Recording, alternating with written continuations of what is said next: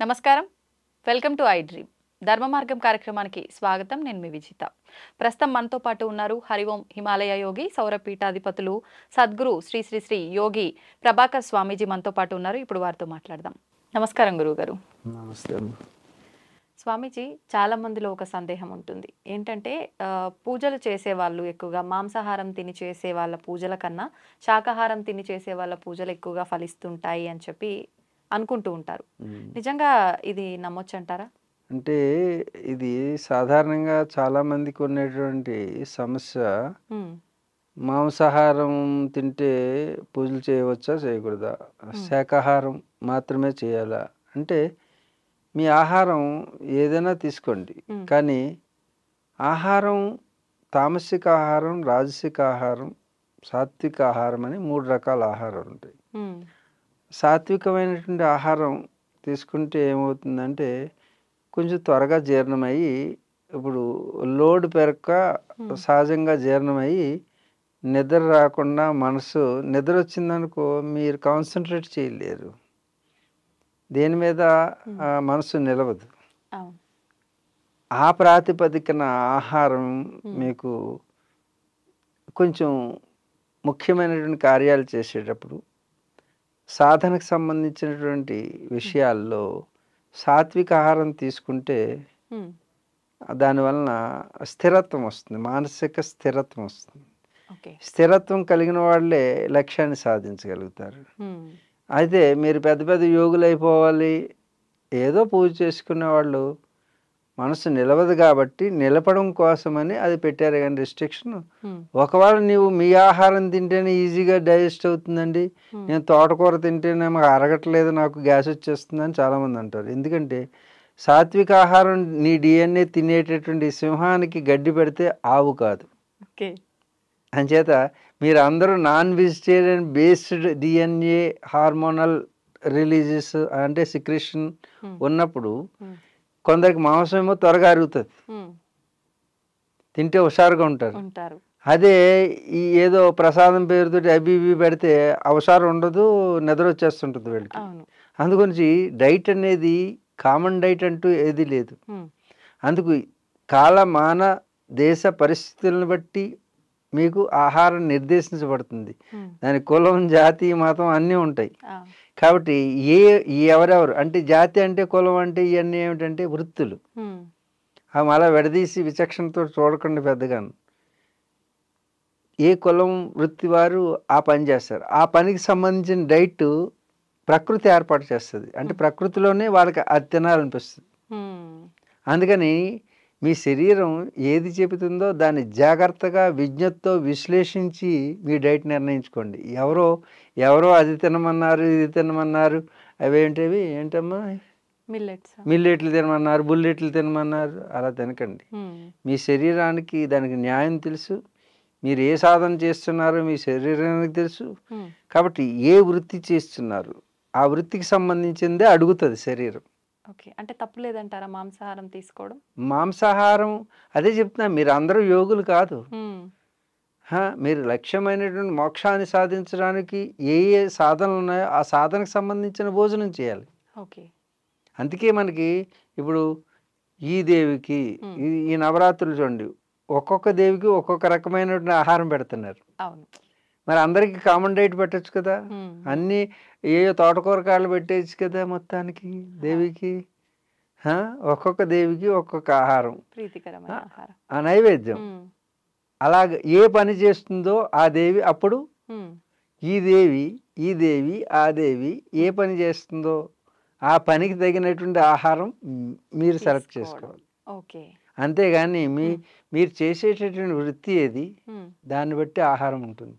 అలాగే మీరు టిబెట్లో ఉన్నారనుకో, అక్కడ ఉన్నటువంటి సాధకులందరూ కూడా మ్యాక్సిమం మాంసాహారమే తీసుకుంటారు యోగులందరూ. మేము గురుదక్షిణగా కూడా ఇచ్చేది మాంసాహారమే. మాంసాహారమే కాదు, మద్యం కూడా ఇస్తాం. అక్కడ ఏంటి -డిగ్రీస్లో ఉంటుంది చలి. అప్పుడు మీలాగా ఈ పప్పు అన్నం ఇవి తింటే ఆ లోపలే ఉండిపోతుంది, కరగదు అది. అందుకంటే అది కూడా సలవ చేస్తుంది కాబట్టి -డిగ్రీలు ప్లస్ సలవ చేసే ఆహారం ఈజ్ ఈక్వల్ టు మరణం. ఆ! అంచేత అక్కడ వేడెక్కించేటటువంటి ఆహారం కావాలి. తీసుకోవాలి. అక్కడ యాక్ మాంసం, యాక్ ఉంటుంది కదా, యాక్ మాంసం ఉంటుంది. అలాగే మనకి ఈ డ్రై ఫిష్ అంటే యాక్ యొక్క చర్మాన్ని పలచగా కోసి అవి ఎండబెడతారు. ఎండబెట్టి అవి దాచుకుని అవి తింటారు. హుహు. ఇలాంటి అంటే ప్రాంతాన్ని బట్టి మీ యొక్క డిఎన్ఏ అంటే మీ కులం ఆరిజిన్ బట్టి హ్మ్. మీ ఆహారం నిర్దేశించుకుని మీ శరీరంలో ఏ ఆహారం అయితే మీకు ఉపయోగపడుతుందో, ఏది శక్తినిస్తుందో ఆయా ఆహారం తీసుకోండి. అందరూ శాకాహారం తీసుకుంటే శాఖలే దొరకకుండా పోతాయి. రేపొద్దుట వంకాయ ఖరీదు చాలా ఎక్కువ అవుతుంది. అవును. అందుగురించి ఇది కూడా ఒక రకంగా సామాజికమైనటువంటి హ్మ్.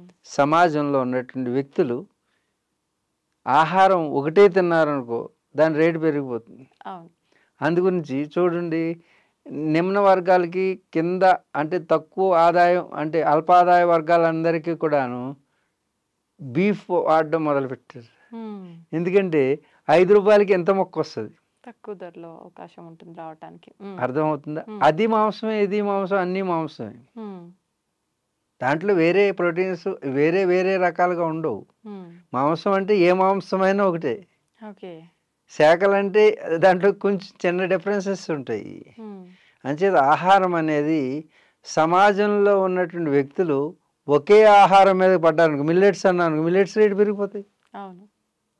చూడండి, ఫ్యాషన్ అనమాట, అందరూ మిల్లెట్స్ తింటారు, అంతే. మిల్లెట్స్ రేటు పెరిగిపోతుంది. మరి మిగతా వాళ్ళు పండించిన పంటలన్నీ కూడా వాళ్ళకి. అందుకు సమాజాన్ని బ్యాలెన్స్ చేయడానికి హ్మ్. ఆహారం ఫుడ్ డివిజన్ చేశారు. హ్మ్.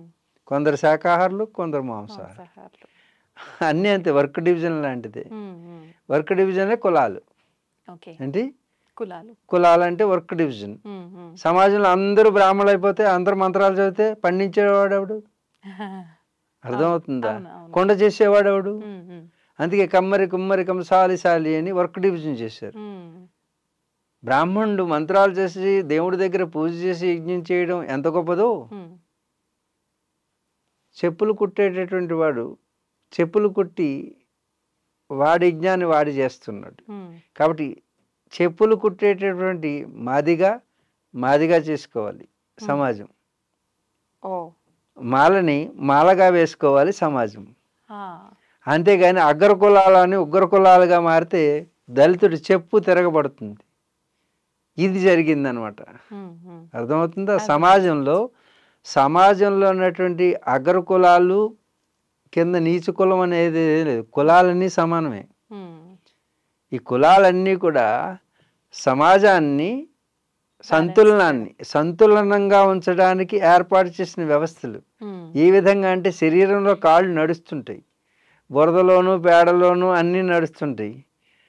అలాగే ఇది ఒక వర్గం, హ్మ్. నడిచే వర్గం. పైన 3 వర్గాలు, 3 అంతస్తులు ఉన్నాయి. 1 పొట్ట, 2 భుజాలు, 4 తల. హ్మ్. ఈ 4 వర్ణాలే చాతుర్వర్ణం. హ్మ్.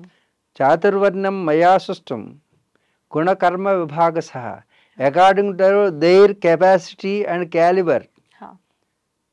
వర్క్ డివిజన్ జరిగింది. కాళ్ళకి నడిచేటటువంటిది ఇచ్చాం. అవును. అర్థమైందా? పొట్టకి లోపలంతా ఏది నువ్వు వెళ్ళినా సరే ఈ శరీరంలో ఇక్కడికి వెళ్ళిపోతుంది. హ్మ్. వెళ్ళిన తర్వాత గోరికి ఏం కావాలి, కంటికి ఏం కావాలి, కంటి రెప్పకి ఏం కావాలి, నల్లగుడ్డుకి ఏం కావాలి, తెల్లగుడ్డుకి ఏం కావాలి, చెవికి ఏం కావాలి, పన్నుకి ఏం కావాలి, ఎముకకి ఏం కావాలి, గోరికి ఏం కావాలి. హ్మ్. నఖశిఖ పర్యంతం అంటే శిఖ అంటే ఈ యొక్క ఎంట్రుక నుంచి హ్మ్. కాలిగోటు వరకు దేనికి ఏది కావాలి, ఏదైనా నువ్వు తిను. యాహ్! దాంట్లో ఇవన్నీ విభజించి సమానంగా పంచేది, వ్యాపారం చేసేది ఇది వైశ్య. హ్మ్. ఏంటి? వైశ్యులు. ఆ. అర్థమైందా? ఈ కింద దళితులు, ఓకే. అగ్రవర్ణాలు మోసుకు తిరుగుతున్నటువంటి దళితులు. హ్మ్. ఎవరు? కాళ్ళు. దానికి ఆ కెపాసిటీ ఉంది, ఆ వర్క్ చేస్తుంది.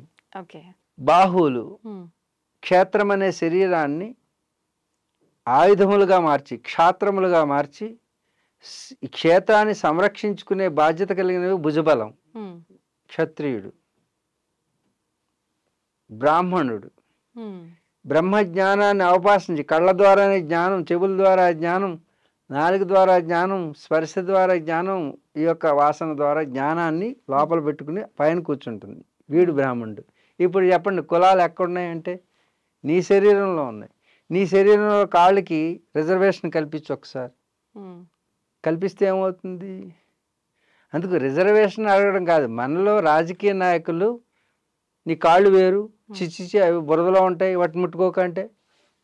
కానీ ఒక గురువు ఏం చేస్తాడు, నేను వచ్చిన వెంటనే ఎక్కడ నమస్కారం పెట్టమంటాడు? ముఖానికి పెడతావా? అందుకే భారతీయ సాంప్రదాయంలో ముందు సమాజంలో ఉన్నటువంటి దళితుల్ని నమస్కారం చేసుకోండి. ఈ సంస్కారం వస్తే ఈ యొక్క ప్రపంచం విశ్వశాంతితో ఉంటుంది. ముందు ఎవరైతే కష్టపడేటువంటి వర్గం ఉందో, ఈరోజు తిండి అందుతుందంటే మనకి కాళ్ళకి రక్షణ ఉందంటే ఆ రక్షణకి ఏర్పాటు చేసినటువంటి మాదిగానే మాదిగా చేసుకునే సంస్కృతి అగ్ర కులాలకు ఉండాలి. కానీ అగ్ర కులాలు ఉగ్ర కులాలైతే దళిత జాతి తిరగబడుతుంది. అదే జరుగుతున్నది ఇప్పుడు ఈ భారతంలో. కాబట్టి చాతుర్వర్ణ్యం మయా సృష్టానికి అర్థం మారిపోయి ఒకరినొకరు అంటే కాళ్ళు నరికేసుకునేవాడు కాళ్ళు వచ్చి ముఖాన్ని తండడం, ముఖం వచ్చి కాళ్ళని తండడం. అంటే శరీరంలోనే సమాజం అనేటువంటి శరీరంలో 4 వర్ణాల పేరు చెప్పి కాలు వేరు చిచ్చి అది కింద నడిచేది అని విభజించారు. మన దేశాన్ని విభజించేటటువంటి ఎవరు రాలేదు, కానీ బ్రిటిష్ వాళ్ళు వచ్చి ఈ జాతి ఎప్పటికీ విడిపోదు కాబట్టి వీళ్ళలో కులాలు చిచ్చు రగలించాలని కాళ్ళని వేరు చేసి పట్టణ వైశ్యులని ఈ ముగ్గురిని నువ్వు మోసుకు తిరుగుతున్నావు అని కింద ఎక్కువగా లాంగ్ శరీరానికి ఎక్కువ పొడవు ఉండేది అది కాళ్ళు. ఈ జాతిని రెచ్చగొట్టి ఈ పై వ్యవస్థని కూలగొట్టారనమాట. అప్పుడు మనలో స్ప్లిట్ వచ్చింది, తద్వారా వాళ్ళు ఏలుకునే అవకాశం ఉంది. ఇదే విధంగా చతుర్వర్ణాలని విడదీసి మనం విడదీయడానికి లేనటువంటి సనాతన ధర్మాన్ని ఆచరించేవాళ్ళం. మనం అన్నీ ఒకటే శరీరం అనే భావనలో ఉండేవాళ్ళం.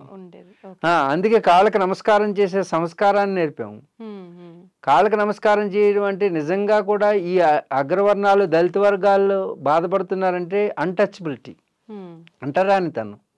మరి మీ శరీరంలో ముందు ఎక్కడ తోముతావు? ముఖం ఒకటో తోముకుంటూ కూర్చుంటామండి, కాళ్ళు కూడా తోముతావా లేదా? అందుకు పైన చేతులు తన చేతలతో కింద ఉన్నటువంటి కాళ్ళని తోముతున్నాయే.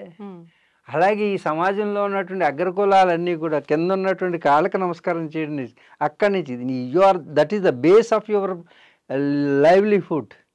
నీ జీవితానికి నిన్ను నడిపించేటువంటి శక్తి దళితులని తెలుసుకో. పైన ఉన్నటువంటి అగ్రకులాలన్నీ కూడా దళితులని ప్రేమగా చూడండి. వారికేమీ మీరు వాళ్ళని ప్రేమగా చూసి సమాజంలో భాగంగా చూడండి, అన్టచబుల్గా చూడకూడదు. ప్రథమంగా వాళ్ళకి నమస్కారం చేసే సంస్కారం నేర్చుకున్నప్పుడు సమాజంలో ఈ సంతులత దెబ్బతిందదు. కులాలు జాతులు అంతం కావాలంటే అంతం అవటంటే ఎవరి కులాన్ని వాళ్ళు గౌరవించేటటువంటి విధంగా గౌరవప్రదమైనటువంటి వృత్తిగా చూడండి. ఇప్పటి వరకు అశ్రద్ధ జరిగింది వాళ్ళ మీద, కానీ ఇప్పుడు చూడండి కొండ ఖరీదు ఎంత అయింది. మళ్ళీ రాబోయే రోజుల్లో మీకు ఉన్నటువంటి స్టీల్ పాత్ర కంటే కొండ ఖరీదే ఎక్కువ అవుతుంది. అలాగే మీరు మొన్నటి వరకు 5 రూపాయలు గడ్డం గీయడానికి ఇచ్చేవారు, చులకనగా చూసేవారు. ఇప్పుడు 500 ఇస్తేనే గడ్డం గీయరు వాళ్ళు. కాబట్టి అదే వృత్తి తిరిగి పునరావృతమై అది పైకి వెళ్తుంది, ఇది కిందకి వెళ్తుంది. అందుకే మీకు చెప్పినది ఏంటంటే సైకిల్లో బంధించబడుతూ ఉంటుంది. ఒకసారి పైకి ఇది వస్తుంది, ఇట్స్ కామన్. ఓకే స్వామీజీ, ఇంకొకటి మాంసాహారం అంటే ఎవరి వృత్తిని బట్టి దాన్ని బట్టి వాళ్ళు తింటుంటారు. ఓకే, అయితే చాలా మందిలో ఏంటంటే మాంసాహారం తిన్న తర్వాత ఎన్ని గంటల తర్వాత మనం పూజలు చేసుకోవచ్చు, ఏదైనా పూజ వ్రతం లాంటివి ఉన్నాయి అంటే మెయిన్ అమ్మ మాంసాహారం తిన్న దేవుళ్ళు కూడా ఉన్నారు. మన దేవుళ్ళుగా చెప్పుకునే వాళ్ళు కూడా మాంసాహారాన్ని భుజించినట్టు శాస్త్రాల్లో ఉంటుంది. అవునా? అరణ్యకాండలో చూసినా ఎక్కడ చూసినా రామాయణంలో కూడా ఉంటుంది. కాబట్టి అక్కడ రాముడు క్షత్రియుడు, క్షత్రియ భోజనం చేస్తాడు. క్షత్రియ హోటళ్ళు ఏముంటాయి? రాజుల భోజనం హోటళ్ళు ఉన్నాయా ఇక్కడ? రాజుల భోజనం అని రాస్తారు కదా, రాజుల భోజనమే రాజులు తింటారు. కాబట్టి రాజుగా ఉండాలంటే క్షేత్రాన్ని సంరక్షించాలంటే శారీరక దారుఢ్యం పెంచుకోవాలి. మానసిక బుద్ధి రెండు కలిసి కాంబినేషన్కి సంబంధించిన ఫుడ్ తింటారు. అంటే బుద్ధి వికాసానికి, శరీర దారుఢ్యానికి. మిలిటరీ వాళ్ళకి పప్పు పెట్టండి, ఇంక పడుకుంటారు వాళ్ళు. యుద్ధం చేసేవాడికి ఏం చేయాలి? సిద్ధం చేయాలి. కాబట్టి మాంసాహారం వాళ్ళే. అలా వృత్తిని బట్టి ఈ యొక్క ఆహార విభజన జరిగింది. ఏ ఏ వృత్తి వారు ఏ ఏ ఆహార, ఏ కులం వారు, కులం అంటే వృత్తి, వారి యొక్క జాబ్, ఆ జాబ్ని బట్టి ఆహారం ఉంటుంది. అయితే పూజ చేసేటప్పుడు మాత్రం కొంచెం తామసికంగా నిద్ర ఆవహిస్తుంది. ఎందుకంటే మామూలు పప్పు వాటికి రుచి కంటే కూడా ఇది మత్తునిస్తుంది. డోపమైన్ అంటే ప్లెజర్ని క్రియేట్ చేస్తుంది. ప్లెజర్ అంటే చూడు, ఆ చిన్న సుఖం కోసం జీవితాంతం కష్టాలు అనిపిస్తారు. అందుకు చిన్న సుఖం ఆ కాసేపు నాలుగు దాకితే వరకు ఆ సుఖాన్ని ఎంజాయ్ చేయడం వల్ల డోపమైన్ రిలీజ్ అవుతుంది. తద్వారా మనకి ఒక డ్రగ్ అంటే ఏమంటాం, ఒక కిక్, అదేమంటారు పదం, సరైన పదం, మత్తెక్కుతుంది. ఆ మత్తు కాసేపు అలా తేల్చుతుంది. ఆ మత్తు కోసమే కదా ఈ గమ్మత్తులన్నీ చేస్తున్నాం. ఆ మత్తు కోసం, చిన్న మత్తు కోసం ఆ మత్తుని ఇస్తుంది. కాబట్టి మత్తు వేరు, అపరమత్తు వేరు. పూజకి అపరమత్తు తర్వాత అవసరం. పూజకే కాదు, ఏ పని చేయాలన్నా అప్రమత్తత అవసరం. మత్తుగా ఉన్నాం అనుకో, తప్పు చేసే అవకాశం ఉంటుంది మత్తులో పడ్డామంటే. అంచేత మత్తునిచ్చేటటువంటి పదార్థం మాంసాహారం, అపరమత్తునిచ్చేటటువంటిది శాకాహారం. అందుకు పూజకి మాంసాహారం కంటే శాకాహారమే మేలు. స్వామిజీ, ఉపవాసం దివ్య ఔషధం అని చెప్పి పెద్దవాళ్ళు చెప్తూ ఉంటారు. అయితే మనకు అందులో భాగంగా తీసుకుంటే ఏకాదశి ఉపవాసం చాలా మంచిది అని కూడా చెప్తూ ఉంటారు. ఉపవాసం యొక్క ఫలితాలు ఏంటి? నిజంగా ఉపవాసం అంటే కొంతమంది మొత్తం తినకుండా ఉంటుంటారు, అందులో కూడా రకరకాలుగా చేస్తుంటారు. కొంతమంది పండ్లు, పాలు తీసుకొని చేస్తుంటారు. అసలు ఏ రకంగా చేయాలి ఉపవాసం అనేది? అయితే ఉపవాసం అంటే ఆ పదానికి అర్థం ఏమిటంటే, అంటే సామీప్యం, దగ్గరగా. వాసం అంటే దగ్గరగా ఉండడం. నేను నీ దగ్గరికి వచ్చి ఉన్నాను అనుకో, దాన్ని ఉపవాసం అంటారు. కానీ ఉపవాసం అంటే భగవంతుడికి దగ్గరగా ఉండడం. అలాగే ఉపనిషత్తులకి దగ్గరగా ఉండడం. ఉపనిషత్తు ఏం చెప్పిందంటే భగవంతుడు అంటే సో అండ్ సో అని చెప్పింది. ఆ ఉపనిషత్తులు యందు ఉన్నటువంటి విషయాన్ని అర్థం చేసుకుని అలా ఉండడం అని ఒక అర్థం. అంటే సబ్స్టిట్యూట్, వాసం అంటే టు లివ్, తాత్కాలికంగా అంటే టెంపరీ లివింగ్ అనమాట.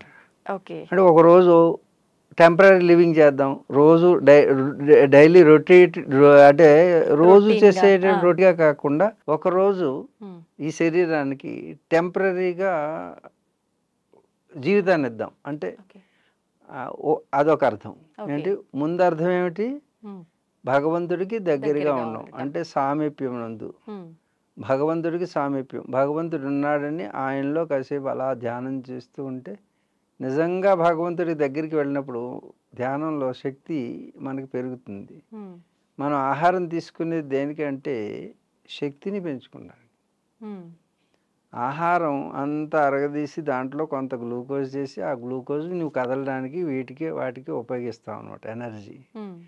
అయితే ఎనర్జీ నువ్వు భగవంతుడు ఉన్నాడని అనుకుని నీ విశ్వాసాన్ని, నీ మనసుని కేంద్రీకృతం చేసినప్పుడు లోపల ఉన్న ఎనర్జీ ఖర్చు అవ్వకుండా పోతుంది. ఎందుకంటే ఒక లైటే వెలుగుతుంది, మొత్తం అన్ని లైట్లు వెలగవు. అంటే అన్ని ఆలోచనలు ఉండవు. అందుకు అన్ని ఆలోచనలు ఏకీకృతం చేసి ధారణ చేస్తే దాని పేరు, ఆ ధారణ ఒకే వస్తువు మీద ఉంటే దాన్ని ధ్యానం అంటారు. ఆ ధ్యానం ఎప్పుడైతే చేస్తున్నావో శక్తి విహీనం కావు, శక్తిని పుంజుకుంటావు. ఆ శక్తిని పుంజుకుంటం వల్ల ఆహారం అక్కర లేకుండా పోతుంది. నువ్వు మానడం కాదు, నువ్వు మానితే దాన్ని ఉపవాసం అనరు. కాకపోతే ముందు ఈ సాధన చేసే ముందు నువ్వు మానడం నేర్చుకోవాలి ముందు బలవంతంగా. తర్వాత గాడిలో పడిన తర్వాత కొంతకాలం పోయిన తర్వాత నీకు ఆహారం అవసరం తినాలనిపిస్తుంది. ఎందుకంటే నీ శక్తిని నువ్వు ప్రిజర్వ్ చేసుకుంటావు కాబట్టి నీకు ఆ శక్తి ఉంటుంది. కాబట్టి ఇక ఆహారం మీద ఆసక్తి ఉండదు. అంటే శక్తి ఉంటే ఆహారం తినకపోయినా శరీరం నిలబడుతుందా? ఇప్పుడు నేను ఎక్కడి నుంచి వస్తున్నాను, హిమాలయాల నుంచి ఢిల్లీ, హర్యానాలో ఎన్నో కురుక్షేత్ర ఇవన్నీ తిరిగి అందరికీ ఇలాగ ఈ ఈ ఇంటర్వ్యూలు ఇస్తూ హిందీలో ఇంటర్వ్యూలు ఇస్తూ ఇప్పటికి ఫ్లైట్లో అలా అలా జర్నీ చేస్తూ ఒక్కరోజు మేము తిన్నది ఢిల్లీలో ఒకరోజు తిన్నాము. తర్వాత విశాఖపట్నం, శ్రీకాకుళం, బొబ్బిలి ఇవన్నీ ఉత్తరాంధ్ర అంతా తిరిగి అక్కడ స్పీచ్లు ఇచ్చిన తర్వాత అక్కడ అక్కడ ఒక ఆహారం, ప్రకృతి ఆహారం కొంచెం తీసుకున్నాం. మళ్ళీ ఇక్కడికి వచ్చిన తర్వాత రాత్రి 2 ఇడ్లీ ఎవరో ఇచ్చారు, 2 ఇడ్లీ తిన్నాం. మళ్ళీ పొద్దున్న 2 ఇడ్లీ తిన్నాం. ఆహారం అనేది మీకు ఇన్ని ఇంటర్వ్యూలు ఇస్తున్నాం. ఒక ఇంటర్వ్యూ చేస్తే నీరసం అయిపోతున్నావు. కాబట్టి ఇన్ని ఇంటర్వ్యూలు అంటే ఎనర్జీ అనేది ప్రిజర్వ్ అవుతుంది. మన ఎనర్జీని తక్కువగా వాడతాం అన్నమాట. ఎప్పుడు కూడాను ఒక విషయం మనం చెప్తున్నప్పుడు you should anchor on the subject. Do you know about the anchor? Meaning of anchor? Anchor అంటే ఏమిటి? ఏమిటి యాంకర్ అంటే ఏమిటి? అంటే ఒక కార్యక్రమానికి హోస్టింగ్ చేయడం కాదు, దాన్ని హోస్ట్ అంటారు. యాంకర్ అంటే షిప్. షిప్ని సముద్రంలో లంగర్ వేస్తారు. అంటే ఆ యాంకర్ని వేస్తే అలాంటి యాంకర్స్ వేసినప్పుడు కింద ఉన్నటువంటి ఇసుకను పట్టుకుని ఉంటుంది. సముద్రంలో షిప్పు ఊగకుండా ములగకుండా కాపాడేటటువంటిది. అంటే అటు ఇటు ఊపేసేటువంటి కెరటాలు వచ్చినప్పటికీ బ్యాలెన్స్ చేసే పాత్రను వహించేది యాంకర్. అర్థమైందా? ఒక డిబేట్ జరుగుతుంది అనుకో, ఆ డిబేట్లో ప్రత్యర్థులు ఇద్దరు కొట్టుకుంటుంటే వాళ్ళిద్దరిని అలల నుంచి కాపాడేటటువంటి షిప్ని రక్షించేటటువంటి పార్ట్నర్షిప్ కలిగినటువంటిది యాంకర్. భగవంతుడు. అలాగే శక్తి అనేటటువంటిది ఎప్పుడైతే నీ దగ్గర ఉందో నీకు అవసరం ఉండదు, ఆహారం అవసరం. సహజంగా ఉపవాసం అంటే భగవంతుడి యందు నివసించడం. అంటే ఇప్పుడు శరీరంలో నివసించకుండా మన యొక్క మనసు ఎప్పుడైతే భగవంతుడి యందు విశ్వాసంలో నివసిస్తుందో ఆహారం అనేది ఏకాగ్రత చెందడం వలన, స్ప్లిట్ మైండ్ లేకపోవడం వలన ఎప్పుడైతే మనసు పరిపరి విధాలు ఆలోచిస్తుందో చాలా నిస్సత్తు వచ్చేస్తుంది. ఇవాళ రాలేదంటే అక్కడికి వెళ్ళిపోయాడేమో, అక్కడికి వెళ్ళిపోయాడంటే అక్కడ ఏమేం చేస్తున్నాడు, నన్ను వదిలేస్తాడేమో, ఈ పిచ్చి పిచ్చి పిచ్చి పిచ్చి చిన్నది ఒక చిన్న సమయంలో ఇన్ని ఆలోచనలు ఆలోచిస్తుంది. ఈ ఆలోచనలన్నిటికీ ఎనర్జీ ఖర్చు అవుతుంది. ఖర్చు అవ్వడం వలన నిస్సత్తు వస్తుంది, నీరసం వచ్చేస్తుంది. అప్పుడు పిచ్చి తిండి తింటారు, లేకపోతే తినకుండా ఉండిపోతారు. ఇది అంటే ఎక్కువ తిండి, ఎక్కువ ఆలోచించే వాళ్ళు ఎక్కువ తిండి తింటారు. మాటికి ఆలోచనలు తెలియకుండానే స్ట్రెస్కి గురవుతారు కదా, వాళ్ళకి అన్నం అరగదు కానీ ఆకలి వేసేస్తుంది. ఎప్పుడైతే తిన్నది అరగలేదో గ్యాస్ పుట్టప్ అవుతుంది. తిన్నది అరగదు, ఆకలి మాత్రం వచ్చేస్తుంటుంది. అంచేత ఎక్కువ తినాల్సి వస్తుంది. ఉపవాసం అంటే భగవంతుడు ఉన్నాడని ఆయన దగ్గర ఉపవాసం ఉండడం వలన శరీరంలో ఉన్నటువంటి యూనిట్ ఓవర్ ఆయిలింగ్ అంటే క్లీన్ అవుతుంటుంది. ఒకరోజు రెస్ట్ ఇచ్చామనుకో, నీకు ఇక్కడ సెలవు వస్తే అమ్మాయ అని పడుకుంటావు, అసలు ముఖం కడుగు, స్నానం కూడా చేయి. అంటే ఫుల్ రెస్ట్ తీసుకుంటుంది అనమాట. అలాగే ఇంద్రియాలు అన్నీ కూడా ఏం చేస్తాయంటే లోపలికి ఏది రాలేదు కాబట్టి డ్యూటీ చేయాల్సిన అవసరం లేదు, అన్నీ ఒకసారి రిలాక్స్ అయ్యి లోపల మలినం ఉంటే క్లీన్ చేసేటటువంటి అవకాశం. అందుకే భారతీయ సనాతన సాంప్రదాయంలో ఒకరోజు ఏకాదశి 2 వస్తాయి. అర్థమవుతుందా? 2 ఏకాదశులు ఆహారం మానేయడం వలన మనకి శరీరం చక్కగా మన రీజనరేట్ అవుతుంటుంది ఎనర్జీ. అలాగే ప్రతి అవయవానికి విశ్రాంతి దొరికి మరింత యాక్టివ్గా పనిచేస్తుంది. ఇక రెండో ప్రయోజనం అంటే సామాజిక ప్రయోజనం. శారీరకంగా, మానసికంగా, వ్యక్తిగతంగా లాభం వస్తుంది. శారీరకంగా కాకుండా సామాజికంగా ఫుడ్ గ్రైన్స్ అనేవి ఇప్పుడున్నటువంటి ఓవర్లోడ్ లేదు. ఇది వరకు పంటలు చాలా తక్కువ పండేవి. అప్పుడు ఈ ఒక రోజు కనుక మొత్తం దేశం అంతా మానేస్తే అది ఫుడ్ సైకిల్ని పెంచినట్టు అవుతుంది. ఆ విధంగా కూడా మన పెద్దలు ఏది చేసినప్పటికీ సామాజిక ప్రయోజనం, వ్యక్తిగత ప్రయోజనం, మానసిక ప్రయోజనం, ఆధ్యాత్మిక ప్రయోజనం అని ఇన్ని రకాల ప్రయోజనాలని భారతీయ సనాతన సాంప్రదాయంలో చొప్పించి భగవంతుడికి లింక్ చేసి చెప్పారు. ఓకే స్వామీజీ, మన ఒక హిందూ ధర్మంలోనే కొన్ని కోట్ల దేవతలు ఉంటారు, ఎందుకని? హిందూ మతంలో కాదు, అది సనాతన ధర్మంలోనే ఉంటుంది. ఓకే. ధర్మం అంటే ఏంటంటే ఎవరు ఏది ఆచరిస్తున్నారో శాస్త్రీయమైంది. అది శాస్త్రీయమని ఎలా చెప్పగలుగుతాం అంటే, హ్మ్. ఈ లోకంలో ఉన్నటువంటి సకల చరాచర జీవరాశి ఈ సృష్టిలో ఉన్నటువంటి మన సుఖం కోసం హ్మ్. ఇంకొకరికి హాని కలిగించకుండా జీవించే జీవన విధానం. హ్మ్. ఇప్పుడు నేను కోడి దేవుడు అన్నాను అనుకో, ఆ! కోడి దేవుడు అంటావా అని ఇంకోటి అనడానికి వీల్లేదు. ఎందుకంటే కోడిని నేను చక్కగా చూసుకున్నా దైవంతో సమానంగా. హ్మ్. దానివల్ల లాభమా నష్టమా? నష్టము లేదు. అట్లని లాభము ఉండదు. ఆహా! లాభం ఇప్పుడు దానికి దానికి నష్టం ఏం చేయట్లే మనం. హ్మ్. హ్మ్. అలాగే సమాజానికి కూడా నష్టం చేయట్లేదు మనం. అవును. అవును. సాటి ప్రాణిని జాగ్రత్తగా చూసుకుంటున్నాం. అంతే. కానీ దాన్ని కోసుకు తినేస్తున్నాం అనుకో, దానికి ప్రాణానికి హాని చేస్తుంది.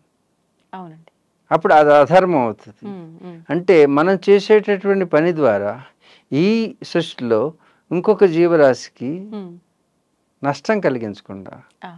అయితే అస్సలు నష్టం కలిగించకూడదా అంటే, ఒక జీవి జీవించడానికి తనకి ఆహారం అవసరమైనప్పుడు ఇంకొక జీవి మీద, దానికంటే చిన్న జీవి మీద ఆధారపడి దాన్ని తీసుకుంటంలో లిమిటేషన్ అంటే పరిధికి మించి కాకుండా పరిధి లోపల ఇది ఒకదానికొకటి సైకిల్లో భాగమే. అంటే లేకపోతే పాము గనక కప్పని మింగకపోతే కప్పలు పెరిగిపోతాయి, హ్మ్. హ్మ్.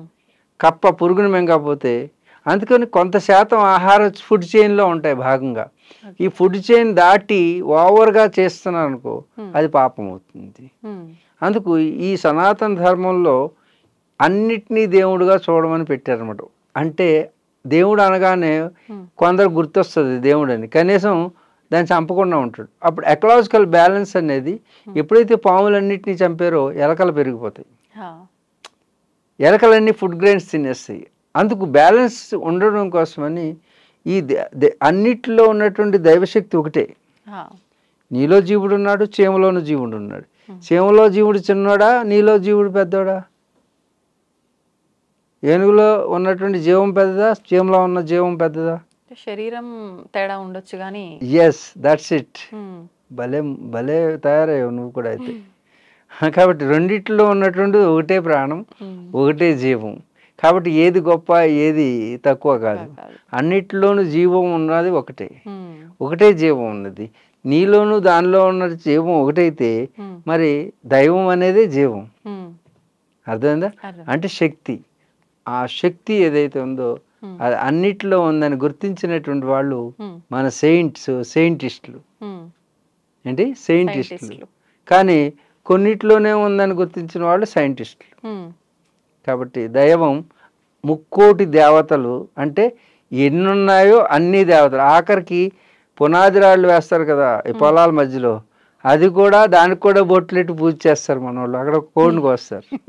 అవును. అంటే దేవతలు. అందుకే మన దేశంలో ఇస్లాం వచ్చినా సలాం అన్నాం, హ్మ్. హ్మ్. క్రిస్టియన్ వచ్చినా క్రిస్టియన్గా చూసుకున్నాం. ఏంటి? కృష్ణ క్రిస్టియన్ వచ్చినా కృష్ణయనుడు వచ్చినాడు అని అనుకున్నాం. కృష్ణుడా? క్రిస్ కృష్ణయన్ అంటే కృష్ణుడు. ఓకే. కాబట్టి ఎన్నెన్ని మతాలనైనా ఇంకొక దేవుణ్ణి యాడ్ చేసుకున్నాం కానీ వద్దనలే ఇతర దేశాల్లో. వద్దా? అందుకే సనాతన సాంప్రదాయం అంటే హ్మ్. అన్ని మతాల్ని అన్ని దేవుళ్ళని కలిపేసుకుంది. కాబట్టి హ్మ్. ముక్కోటి దేవతలు ఉన్నారు. ఓకే. ముక్కోటి కాదు, ఎన్ని కోట్లైనా అవుతారు. స్వామీజీ, కొంతమంది మేము దేవుళ్ళని చూస్తాము, మాట్లాడతాము, మాకు కనిపిస్తారు, ఇలా రకరకాలుగా చెప్తుంటారు. నిజంగా దేవుళ్ళని చూడడం సాధ్యపడుతుందంటారా? అలాంటి స్వాములని అంటే చెప్పొచ్చో లేదో దొంగ స్వాములు అని అనొచ్చంటారా? నువ్వు ఎవరిని దొంగ స్వాములు అనడానికి వెళ్ళలేదు, దొంగ స్వామి అయినప్పటికీ కూడా. ఎందుకని? ఎందుకంటే దొంగ స్వాములు వాళ్ళు ఎలా ఉంటారో, ఒకవేళ దొంగ స్వామి అయితే ఎలాగ పట్టుబడతాడో పనిష్మెంట్ ఉంటుంది. హ్మ్. హ్మ్. కానీ మనం ఏం చేయక్కర్లేదు. హ్మ్. నువ్వు దొంగ పని చేస్తే ఎప్పటికైనా నీకు పనిష్మెంట్ తప్పదు. అలాగే స్వామి అయినా హ్మ్. దొంగ పని చేసిన స్వామి అయినా ఆసామి అయినా. హా! కాబట్టి దొంగ పని ఎవరు చేసినా అది శిక్షార్హులు. హ్మ్. కాబట్టి మనం ఏం ప్రత్యేకంగా దొంగ స్వాములు అనక్కర్లేదు. కానీ హ్మ్. అయితే దేవుణ్ణి చూసాము హ్మ్. అంటే చూడడం, దేవుడు దైవం అంటేనే మనం చూడలేం. హా! ఒకవేళ ఏ దైవశక్తి అయినా ఫిజికల్ బాడీ ధారణ చేస్తే చూడగలుగుతాం. ఎందుకంటే ఈ ఈ కళ్ళు అనేవి చర్మచక్షువులు అంటారు. హ్మ్. అంటే ఫిజికల్ ఐస్ ఇవి. ఫిజికల్ ఐస్ ఎటర్నల్గా ఉన్న ఫోర్స్ని చూడలేవు. హ్మ్. హ్మ్. అంటే కాంతి ఇప్పుడు మనకు రిమోట్ ఉంది. అవును. రిమోట్ ఇలా అనగానే అవతల ఛానల్ మారుతుంది. మధ్యలో ఏ ఈ ఈ ఈ ఈ ఈ రిమోట్ నుంచి ఏమి వెళ్తుంది కనపడుతుందా మనకి? మరి రిమోట్లోంచి వెళ్ళి దాన్ని మార్చేటటువంటి శక్తి ఏదో అదే మనం చూడలేకపోతున్నామే. హ్మ్. వీటన్నిటికంటే గొప్పదైనటువంటి దైవశక్తిని చూసి దైవంగా చూసినటువంటి వాళ్ళు ఉన్నారా అంటే లేరు. హ్మ్. అలా చెబితే అబద్ధము. హ్మ్. అర్థమైందా? వాళ్ళ దేవుడు గనక ఆయన వచ్చి దర్శనం ఇచ్చాడు అంటే హ్మ్. మేము చూసాము అన్నారనుకో ఎవరు చూడలేరు. హా! ఆయన దర్శనం ఇవ్వాలనుకున్నాడు అనుకో ఒకవేళ ఏదైనా రూపంలో వెంకటేశ్వర స్వామి ఏనుగులాగా వచ్చి చెరుగర్లన్నీ తినేసి ఇది చేశాడు అని ఏవో కథలు ఉంటాయి కదా. అవును. వింటుంటా. వాళ్ళు వచ్చి దర్శనం ఇస్తే పోనీ ఏనుగులాగా వస్తే వీడు అనుకుని ఉండొచ్చు. హా! ఆ సమయానికి మ్యాచ్ అయి ఉండొచ్చు. ఓకే. ఓకే, ఆయన అనుకోవడంలో తప్పు లేదు. హ్మ్. పోనీ వెంకటేశ్వర స్వామి వచ్చాడే అనుకుందాం, కానీ ఏనుగులా వచ్చాడు.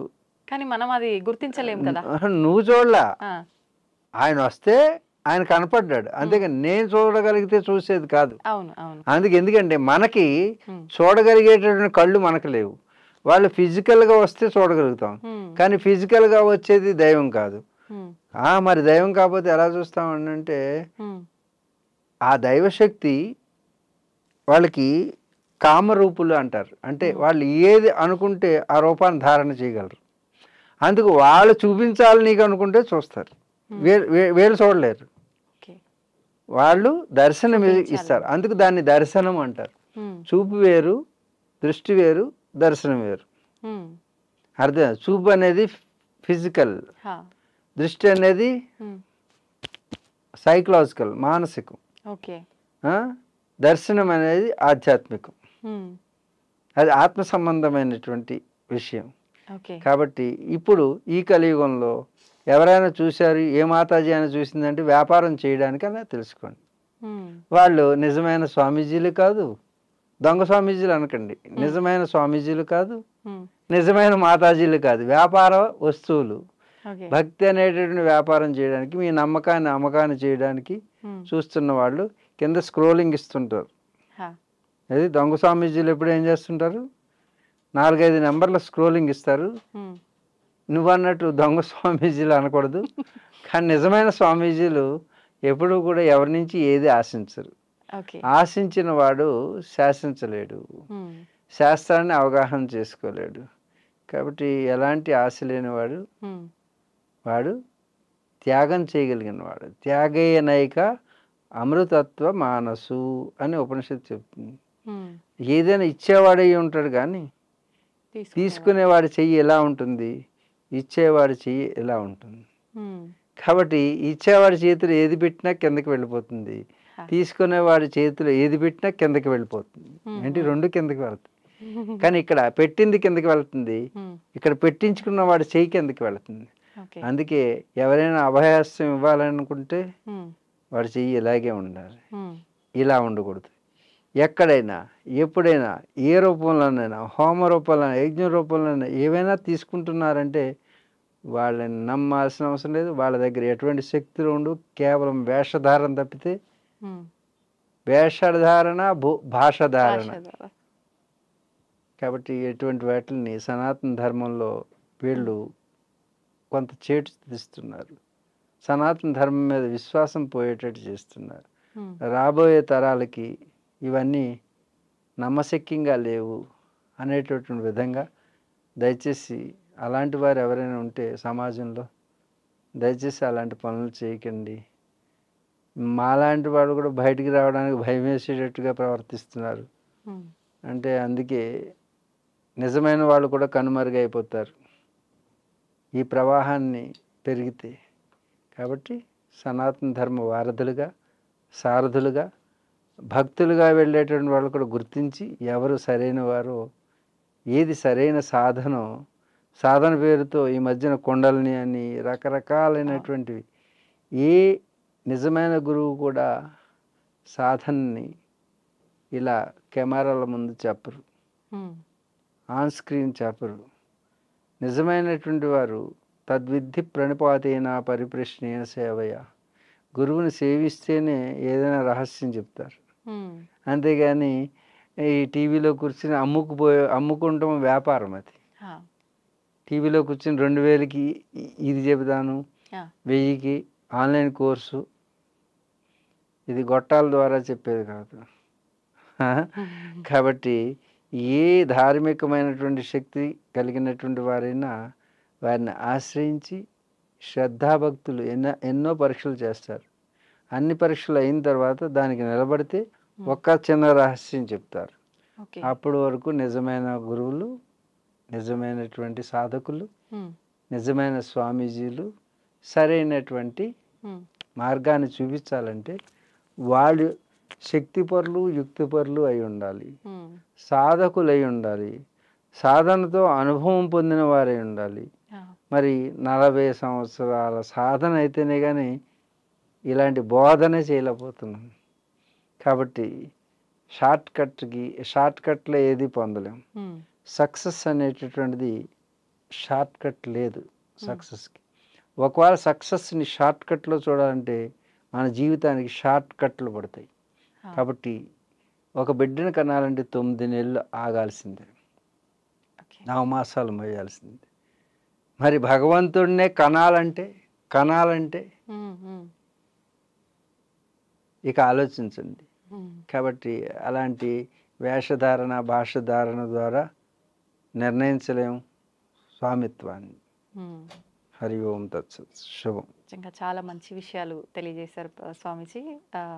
చాలా సంతోషంగా ఉంది మిమ్మల్ని కలిసినందుకు, మీ ద్వారా చాలా మంచి విషయాలు తెలుసుకున్నందుకు. ధన్యవాదాలు.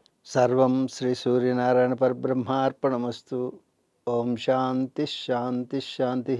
హరి ఓం తత్సత్.